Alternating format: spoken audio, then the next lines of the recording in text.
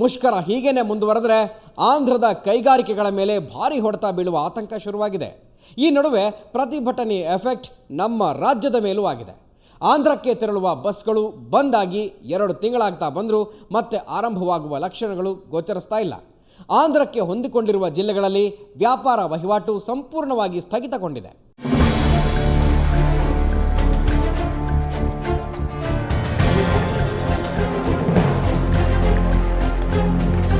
ಸೀಮಾಂಧ್ರದಲ್ಲಿ ನಡೀತಾ ಇರೋ ಹೋರಾಟದ ಎಫೆಕ್ಟ್ ಕರ್ನಾಟಕದ ಮೇಲೆ ಆಗ್ತಾ ಇದೆ.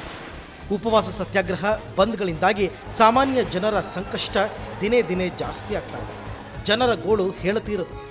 ಆಂಧ್ರದ ಕದಿರಿ, ಧರ್ಮಾವರಂ, ಪೆನುಕೊಂಡ, ಪುಟ್ಟಪರ್ತಿ, ತಿರುಪತಿ ಕಡೆಗೆ ಸಂಚರಿಸುವ ಬಸ್ಗಳಿಗೆ ಅಡ್ಡಿಯುಂಟಾಗಿದೆ.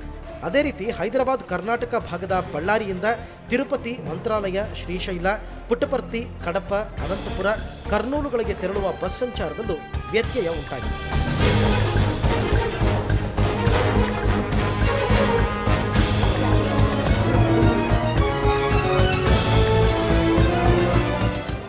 ಬಾರ್ಡ್ರ್ವರೆಗೆ ಹೋಗ್ತಾರೆ. ಬಾರ್ಡ್ರಲ್ಲಿಂದ ಅಲ್ಲಿ ಹೆಂಗೆ ಹೋಗ್ತಾರೆ ಗೊತ್ತಿಲ್ಲ. ಬಾರ್ಡ್ರಿಗೆ ಮತ್ತೆ ನಮ್ಮ ಬಸ್ಗಳು ಬ್ಯಾಕ್ ಆಗ್ತವೆ. ಇಷ್ಟು ಮಾತ್ರ ಗೊತ್ತು, ನಾವು ಹೋಗಿಲ್ಲ. ಸುಮಾರು 2 ತಿಂಗಳಾಯ್ತು, 1 ತಿಂಗಳ ಮೇಲೆ ಆಯ್ತು.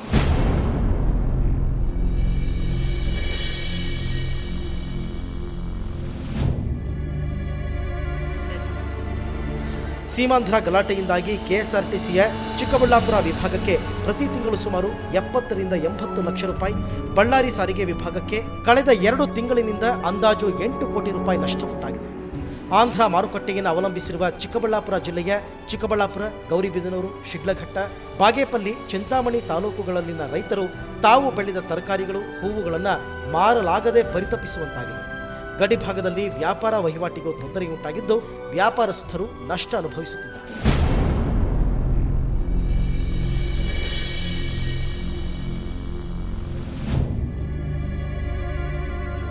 ಬಾರ್ಡ್ವರೆಗೂ ಬಿಡ್ತೀವಿ ಅಷ್ಟೇ. ಯಾವುದೋ ಬಸ್ ಹೋದರೆ ಬಾರ್ಡ್ವರೆಗೂ ಹೋಗ್ತಾ ಇದ್ದಾವೆ ಅಷ್ಟೇ. ಅಂದ್ರೆ ಬಾರ್ಡ್ರ್ ಎಲ್ಲಿವರೆಗೂ ಬರ್ತದೆ ಅಲ್ಲಿವರೆಗೂ ಅಷ್ಟೇ. ಅದೇ ಪಲಮ್ನೇರಿಂದ ಈಚೆ ಒಂದು ಹಳ್ಳಿ ಬರುತ್ತೆ, ನಂಗ್ಲಿ ಬಾರ್ಡ್ರ. ಈ ಕಡೆ ಬಾಗೇಪಲ್ಲಿ ಬಾರ್ಡ್ರ, ಆ ಕಡೆ ಹಿಂದೂಪುರ ಕಡೆ ಕುಡುಂಬಕುಂಟ ಬಾರ್ಡ್ರ, ಅಲ್ಲಿವರೆಗೂ ಬಿಡ್ತಾರೆ. ಆ ಕಡೆ ಆಟೋಗಳು ಅವು ಇವು ಮಾಡ್ಕೊಂಡು ಹೋಗ್ತಾ ಇದ್ದಾರೆ. ನಿತ್ಯ ಕೆಎಸ್ಆರ್ಟಿಸಿಯಿಂದ ಆಂಧ್ರ ಪ್ರದೇಶದ ವಿವಿಧ ಭಾಗಗಳಿಗೆ ಸುಮಾರು 450 ಬಸ್ಗಳು ಸಂಚರಿಸುತ್ತವೆ.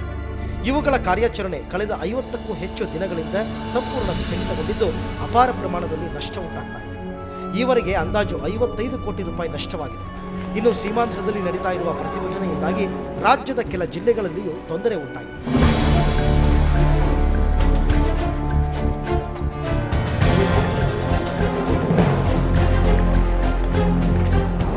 ಆಂಧ್ರದಿಂದ ತರಕಾರಿ ಸರಿಯಾಗಿ ಸರಬರಾಜಾಗ್ತಾ ಇಲ್ಲ. ಫಿಕ್ಸ್ ಆಗಿರೋ ಮದುವೆಗಳು ಕ್ಯಾನ್ಸಲ್ ಆಗಿವೆ. ಕೆಲವು ಮದುವೆಗಳನ್ನು ಮುಂದೂಡಲಾಗಿದೆ. ಸೀರೆ ಖರೀದಿ ಮಾಡಲು ಅನಂತಪುರಕ್ಕೆ ಹೋಗೋರಿಗೆ ತೊಂದರೆಯಾಗಿದೆ. ಕೂಲಿ ಕೆಲಸಕ್ಕೆ ಆಂಧ್ರದಿಂದ ನಮ್ಮ ರಾಜ್ಯಕ್ಕೆ ಬರ್ತಾ ಇದ್ದವರು ಇತ್ತೀಚೆಗೆ ಇತ್ತ ಸುಳಿತಾ ಇಲ್ಲ. ಸಾರಿಗೆ ಇಲಾಖೆಗೆ ಸಂಪೂರ್ಣ ನಷ್ಟ. ಶ್ರೀಶೈಲ, ತಿರುಪತಿ ಬಸ್ಗಳ ಸಂಚಾರ ಸ್ಥಗಿತ.